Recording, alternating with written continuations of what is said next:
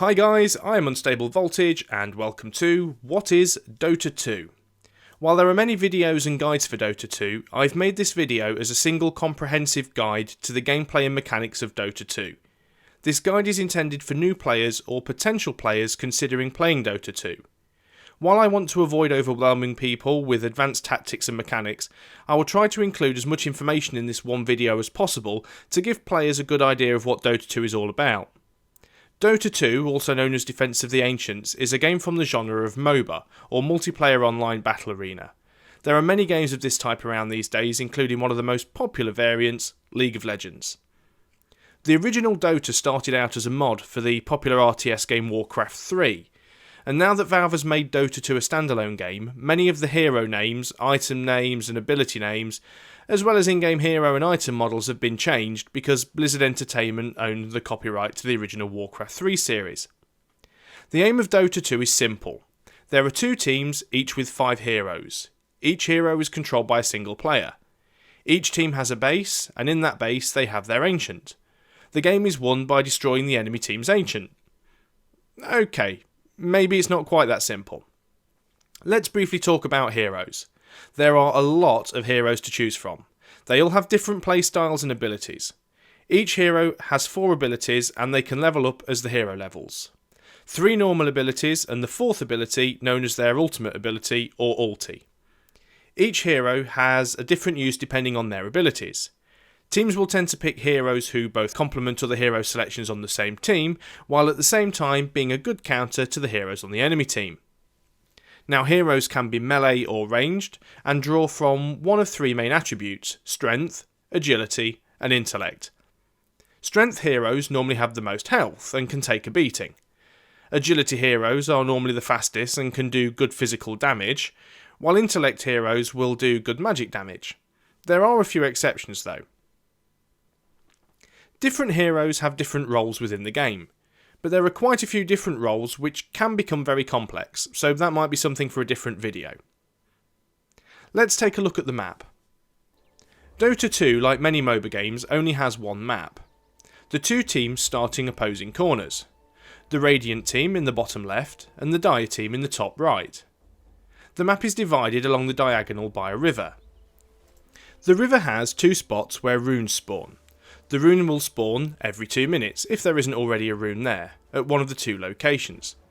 These runes give a temporary buff such as double damage, health and mana regeneration, increased movement speed, invisibility, and even illusion copies of a hero under your control for a limited time. In the far corner of each base is the fountain.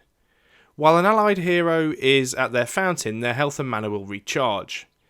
Now, you're not completely invincible at your fountain, but it is protected by a strong automated defense that will deal fast and high amounts of damage to any enemy hero who should get too close. The fountain also contains a store where you can buy in-game items to improve your hero, provide support, restore your health and mana, and teleport to other locations around the map. Each team also has a side shop which sells a more limited selection of items. The Radiant on the far right towards the bottom of the map, and the Dire on the far left towards the top of the map, as well as a secret shop that sells some of the more special components for the mid to end game items. The Radiant secret shop is on the left of the river, and the Dire's is to the right.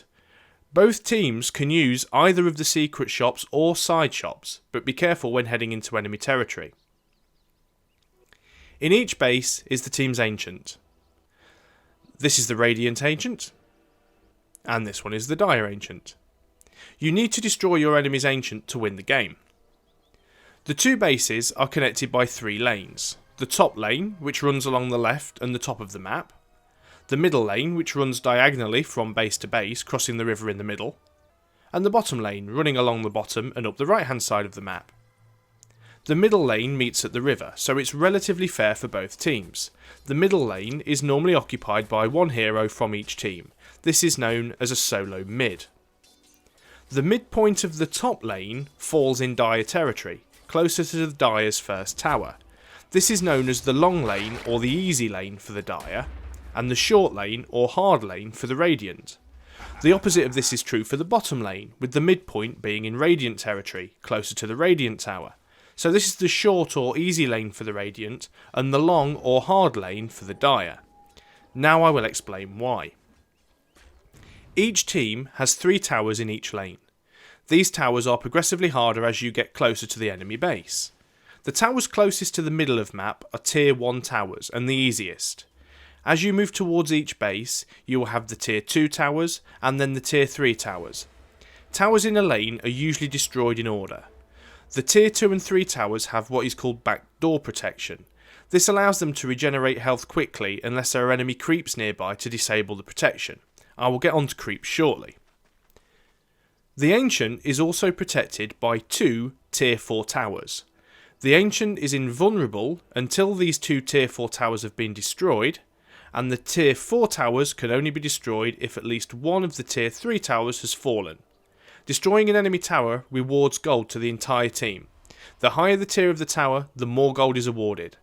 Towers do a large amount of damage to heroes, and this is why heroes shouldn't take on towers directly. This is what creeps are for.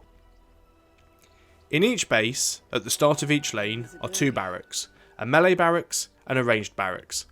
Each one spits out a wave of creeps every 30 seconds. These waves increase in number and strength over the course of the game, but all do the same thing. They head on up each lane towards the enemy base, and this is where the skill and main mechanics of the game come into play.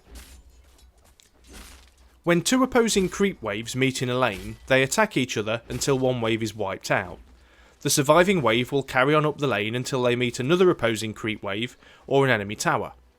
Creeps will attempt to destroy enemy towers as they move up the lanes, until they eventually get to the enemy Ancient and will try and destroy that. Each team has a glyph of fortification, which is the button located in the bottom right corner.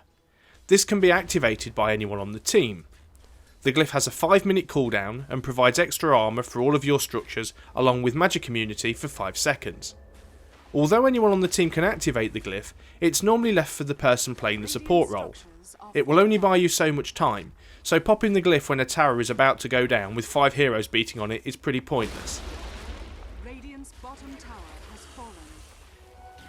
As both bases are churning out the same creep waves, at least to start off with, things are pretty balanced and it's a bit of a stalemate. If the enemy barracks are destroyed in a lane, they will still continue to produce creeps.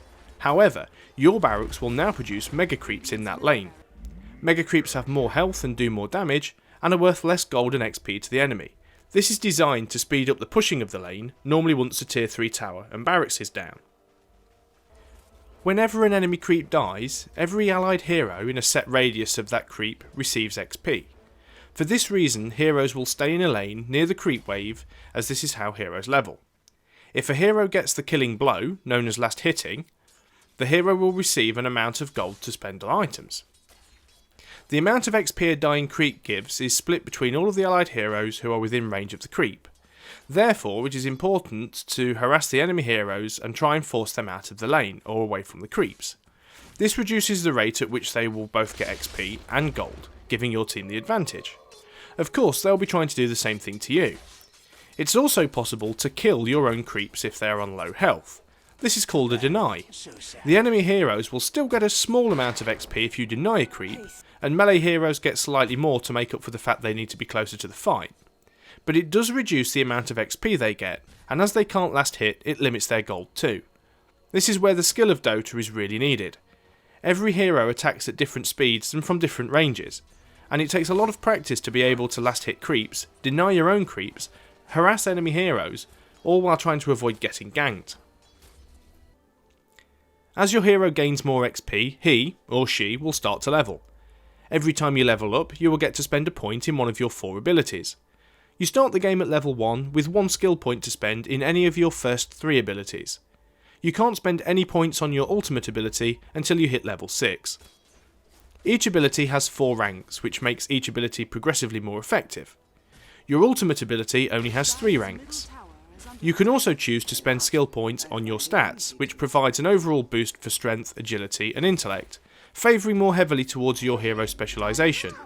In most builds, players don't put points into stats until all of their abilities are maxed, but there are some exceptions. Higher level heroes do more damage and have more health, making them more effective at taking on creeps and structures. As creeps get close to towers, the towers will start to fire on the creeps. Towers will also fire on enemy heroes. Towers have a priority order in which they attack targets. First, they will target the closest creep or hero doing damage to an enemy hero. Next, they will target the closest creep or hero damaging the tower itself. Next, they will target the closest enemy attacking any other unit, and if nothing is being attacked, the tower will target the closest enemy unit first, then the closest enemy catapult, leaving the closest hero until last. This means as long as you have creeps attacking the tower, then you are safe to attack from range, as the tower will focus on the creep wave first. Towers also have true sight. This means they can still see enemy heroes and wards even if they are invisible. I'll talk more about wards later. However, it is a bad idea to attack enemy heroes near their own tower, as the tower will target you. Some players will risk taking damage from an enemy tower to kill another player, as heroes under attack will often retreat behind their towers for safety. This is known as tower diving. This is why each team has a short or hard lane and a long or easy lane. In the easy long lane, the creep waves meet each other closer to your tower. This means less distance to retreat to safety, as well as being able to pull the creep wave back so your tower can help kill them. This will also mean that the enemy heroes have to risk being hit by your tower in order to get close enough to kill creeps. If you find yourself in your team's short hard lane, you have to be careful not to get too close to the enemy's tower. There is a technique that can be done with practice, which allows you to slow your creep wave down by running in a zigzag in front of them and holding them up. If this is done correctly, it can move the meeting point of the creep waves closer to your own towers. A more advanced technique for the long lane is to pull one of the neutral creep camps from the jungle into the lane. Your creeps will engage the neutrals before moving on, holding up the wave. And I'll talk more about the jungle later. It's also worth noting that the enemy creep waves will attack your hero if they are not engaged with an allied creep wave or a tower, or if you are attacking them directly, or if you attack an enemy hero who is close to them. Along with killing creep waves, you should also be trying to kill the enemy heroes, though not at the cost of your own life. Killing an enemy hero sends them back to their fountain where they have to wait to respawn. As the game goes on and hero levels increase, they take longer and longer to respawn. A dead hero does have the option to buy back into the game every now and again, and only if they have enough gold to do so. If a hero gets the last hit on an enemy hero, then that hero receives a significant amount of gold and XP. The hero who dies also loses a significant amount of gold. If an enemy hero is finished off by a tower or creep, then the gold is split between any allied heroes who cause the damage to them. It is important to start killing the enemy heroes early on in the game. It forces them out of the lane, meaning they miss out on XP and gold. It also costs them gold every time they die.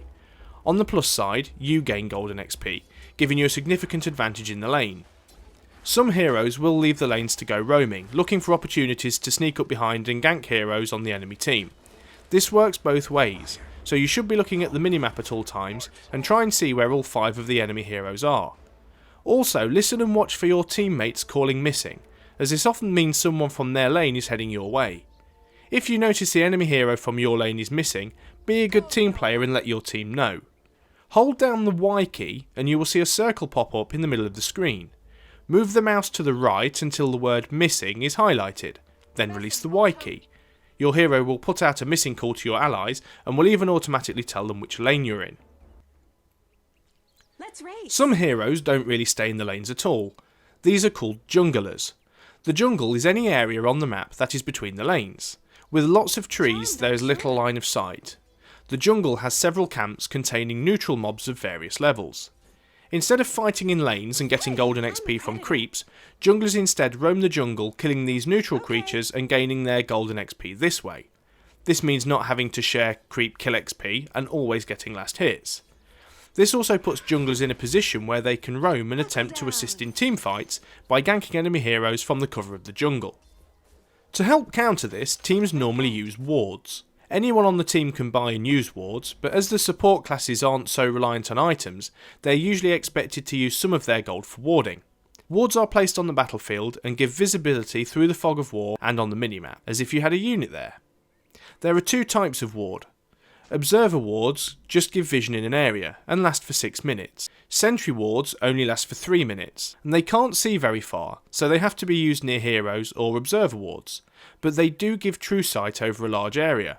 This allows you to see invisible heroes as well as the enemy wards. All wards are normally invisible. Wards can be destroyed once you can see them. While on the subject of support, the support hero is normally expected to buy the team's courier at the start of the match.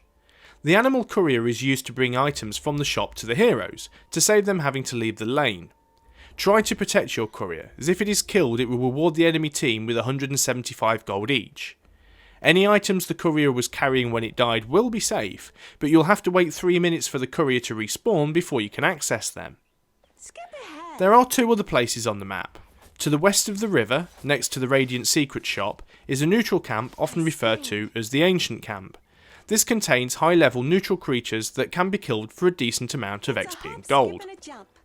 Over to the east of the river, next to the Dire Secret Shop, is Roshan's Pit.